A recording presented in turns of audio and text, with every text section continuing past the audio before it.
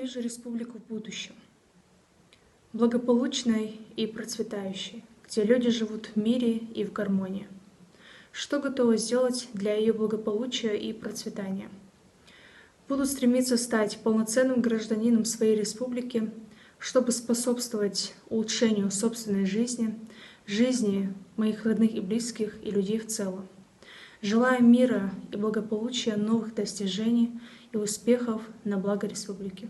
Дорогие друзья, каждый из нас мало-помалому может быть полезным, должен быть полезным этой республике. Лично я вижу нашу Ингушетию в будущем развивающейся, процветающей. Желаю искренне, чтобы на наших улицах, городах и селах никогда не иссякал детский смех, улыбки старейшин, чтобы все у нас всегда было хорошо. Все мы знаем, какой сложный исторический период пришлось пережить нашему народу, как мы к этому пришли и сколько труда было вложено в восстановление нашей республики нашими патриотами и Алиас Халсан.